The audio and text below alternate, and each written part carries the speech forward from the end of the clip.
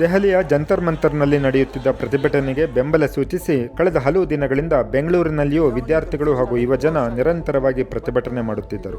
ಶನಿವಾರ ಕೇಂದ್ರ ಶಿಕ್ಷಣ ಸಚಿವ ಧರ್ಮೇಂದ್ರ ಪ್ರಧಾನ್ ರಾಜೀನಾಮೆ ನೀಡಿದ ಸುದ್ದಿ ಹೊರಬೀಳುತ್ತಿದ್ದಂತೆ ಪ್ರತಿಭಟನಾಕಾರರ ಸಂಭ್ರಮ ದುಪ್ಪಟ್ಟಾಯಿತು.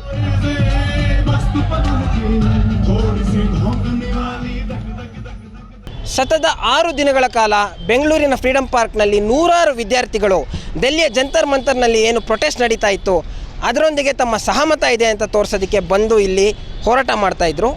ಈಗ ಇವತ್ತು 7ನೇ ದಿನ ಧರ್ಮೇಂದ್ರ ಪ್ರಧಾನ್ ಅವರು ಕೇಂದ್ರ ಶಿಕ್ಷಣ ಸಚಿವರಾಗಿ ರಾಜೀನಾಮೆ ಕೊಟ್ಟಿರೋದ್ರಿಂದ ಬಹಳ ಜೋರಾಗಿ ಇವತ್ತು ಇಲ್ಲಿ ವಿಕ್ಟ್ರಿ ಸೆಲೆಬ್ರೇಷನ್ ನಡೀತು. ವಿದ್ಯಾರ್ಥಿಗಳೆಲ್ಲ ಬಹಳ ಸಂತೋಷದಿಂದ ನಾವು ಗೆದ್ದಿದ್ದೀವಿ ಅನ್ನೋ ಒಂದು ಸಂದೇಶ ಏನಿತ್ತು ಅದನ್ನು ಚೆನ್ನಾಗಿ ರವಾನಿಸಿದ್ದಾರೆ. ಈ ಆಂದೋಲನದಲ್ಲಿ ಅಕೌಂಟಬಿಲಿಟಿನೇ ದೊಡ್ಡ ಇಶ್ಯೂ ಆಗಿತ್ತು ಹಾಗೂ ಧರ್ಮೇಂದ್ರ ಪ್ರಧಾನ್ ಅವರ ರಾಜೀನಾಮೆನೇ ಅವ್ರದ್ದು ಇಮಿಡಿಯೇಟ್ ಡಿಮ್ಯಾಂಡ್ ಆಗಿತ್ತು. ಸೊ ಅದ್ರ ತಕ್ಕಂಗೆ ಇವತ್ತು ಜೆನ್ಸಿಗಳು ಅವ್ರಿಗೆ ಬೇಕಾದಂಥ ಡಿಮ್ಯಾಂಡನ್ನು ಅವರು ಪಡ್ಕೊಂಡಿದ್ದಾರೆ. ದಟ್ ಈಸ್ ಧರ್ಮೇಂದ್ರ ಪ್ರಧಾನ್ ಅವ್ರದ್ದು ರೆಸಿಗ್ನೇಷನ್. ಸೊ ಆಬ್ವಿಯಸ್ಲಿ ಕಂಗ್ರ್ಯಾಚುಲೇಷನ್ಸ್, ಅವ್ರಿಗೆಲ್ಲರಿಗೂ ಶುಭಾಶಯಗಳನ್ನು ತಿಳಿಸೋದಕ್ಕೆ ಇಷ್ಟಪಡ್ತೇನೆ. ಈ ನೀಟ್ ಅನ್ನೋ ಒಂದು ಎಕ್ಸಾಮಿನೇಷನ್ ಏನಿದೆ, NTA ಇಂದ ಕಂಡಕ್ಟ್ ಮಾಡ್ತಿರೋ ಎಕ್ಸಾಮಿನೇಷನ್ ಏನಿದೆ, ಯಾವ ರೀತಿ ಹಿಂದುಳಿದ ವರ್ಗಗಳನ್ನು ಆಚೆ ಇಡ್ತಾ ಇದೆ ಅನ್ನೋದನ್ನು ನಾವು ಅರ್ಥ ಮಾಡಿಕೊಂಡು ಈ ನಿಟ್ಟಿನಲ್ಲಿ ನಾವು ಸುಧಾರಣೆಯನ್ನು ತರಬೇಕಾಗಿದೆ.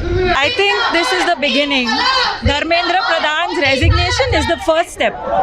But what the protest has exposed is that for 12 years this government has not listened to the people. There's constantly been divisive politics, not paying attention to students' needs and dismantling the education system.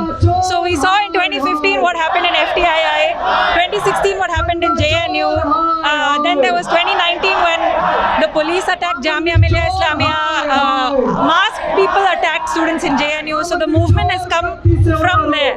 And so if we look back at the history of the movement, one minister resigning doesn't mean that the rot in the system is going to go. So I hope that students will continue the movement until all their demands are met and keep pushing any government that's in power, not just BJP, but any government that's in power, to constantly remember that they are public servants. They are there to serve our needs, not the other way around. And I think that it's excellent to see that the movement has pushed Dharmendra Pradhan to resign, but that is just the first step.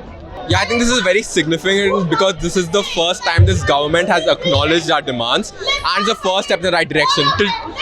Until this resignation, this government kept calling us anti-nationals and defaming this protest. Now they have admitted that there is weightage to our demands.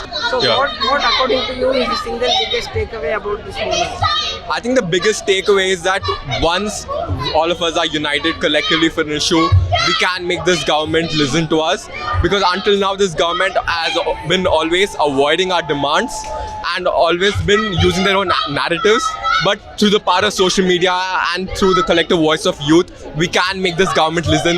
They are not the authoritarians that they think they are. Dharmendra Pradhan ಅಂತಲ್ಲ, ಇನ್ನು ಯಾವುದೇ ಇಷ್ಟು ದಿನವರೆಗೂ ಅವರು ಮೌನವಾಗಿದ್ದರು. ಯಾಕೆಂದರೆ ಈ ಜನ್ಸಿಗಳು ಅವರ voting rights ಮಾಡ್ತಿದ್ದೆ 2015ರಲ್ಲಿ ಪಡ್ಕೊಂಡ್ರು ಅಂತಂದರೆ ಆ ಏಜಿಗೆ ಆ ವಯಸ್ಸಿಗೆ ಅವರು ಮತವನ್ನು ಪಡೆಯುವಂಥ ಮತ ಹಾಕುವಂಥ ಅಧಿಕಾರವನ್ನು ಪಡ್ಕೊಂಡ್ರು. ಅಂದರೆ 2019ರಲ್ಲಿ ಮೋದಿಯನ್ನು ಬೆಂಬಲಿಸಿದ್ರು. ಮೋದಿಯನ್ನು ಯಾಕೆ ಬೆಂಬಲಿಸಿದ್ರು ಅಂದರೆ ಅವಾಗ ಪುಲ್ವಾಮಾ ಅಟ್ಯಾಕ್ ಆಯಿತು, ಮತ್ತೊಂದು ರಾಷ್ಟ್ರೀಯ ರಕ್ಷಣಾ ಭಾವನೆಯನ್ನು ತುಂಬ ಪ್ರಚೋದನೆಯನ್ನು ಮಾಡಿದ್ರು.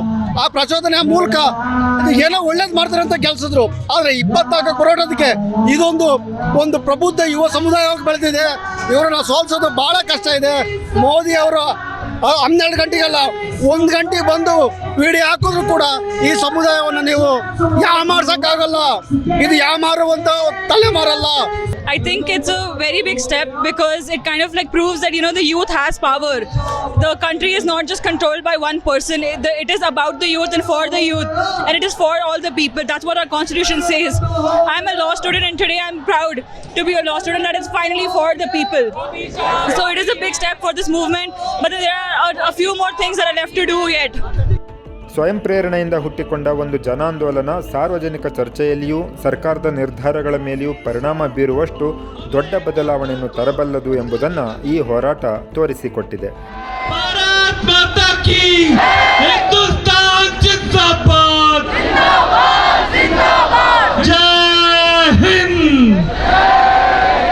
ಪ್ರತಿಭಟನೆಗೆ ಸೋಷಿಯಲ್ ಮೀಡಿಯಾನಲ್ಲಿ ಸಿಕ್ಕಂಥ ಪ್ರೋತ್ಸಾಹ ಹಾಗೂ ಲಕ್ಷಾಂತರ ಜನ ಯುವಕರು ಭಾರತದಾದ್ಯಂತ ದೆಹಲಿಯ ಜಂತರ್ ಮಂತರ್ಗೆ ಹೋಗಿ ಯೂನಿಯನ್ ಎಜುಕೇಷನ್ ಮಿನಿಸ್ಟರ್ ಆಗಿದ್ದಂಥ ಧರ್ಮೇಂದ್ರ ಪ್ರಧಾನ್ ಅವರು ರಾಜೀನಾಮೆ ನೀಡಬೇಕು ಹಾಗೂ ಶಿಕ್ಷಣ ಕ್ಷೇತ್ರದಲ್ಲಿ ಆಮೂಲಾಗ್ರಹವಾಗಿ ಬದಲಾವಣೆಗಳಾಗಬೇಕು ಅಂತ ಒತ್ತಾಯ ಮಾಡಿದ್ದು ಹಾಗೂ ದೆಹಲಿ ಪೊಲೀಸರು ಯುವಕರ ಮೇಲೆ, ಮಹಿಳೆಯರ ಮೇಲೆ, ಸಣ್ಣ ವಯಸ್ಸಿನ ಕಂದಮ್ಮಗಳ ಮೇಲೆ ಅಮಾನುಷವಾಗಿ ನಡ್ಕೊಂಡಂಥದ್ದು, ಸೋನಮ್ ವಾಂಗ್ಚುಕ್ ಅವ್ರನ್ನ ಸರಿಯಾಗಿ ಟ್ರೀಟ್ ಮಾಡದೇ ಇದ್ದದ್ದು ಹಾಗೂ ಯುವಕರು ತಮ್ಮದೇ ಆದಂಥ ಕ್ರಿಯಾಶೀಲವಾದ ರೀತಿಯಲ್ಲಿ ಬೇರೆ ಬೇರೆ ಮೀಮ್ಗಳನ್ನ, ಕಂಟೆಂಟ್ನ ಕ್ರಿಯೇಟ್ ಮಾಡಿ ಜನಗಳಲ್ಲಿ ಈ ವಿಚಾರದ ಬಗ್ಗೆ ಹೆಚ್ಚು ಒಂದು ಅವೇರ್ನೆಸ್ ಕ್ರಿಯೇಟ್ ಮಾಡಿದ್ದೇನಿದೆ, ಇವೆಲ್ಲವುದು ಸೇರಿ ಏನಾಯ್ತಪ್ಪ ಅಂತಂದರೆ ಭಾರತದಲ್ಲಿ ಯುವಕರಿಗೆ ಇವತ್ತು ಮೊದಲನೇ ಜಯ ಸಿಕ್ಕಿದೆ.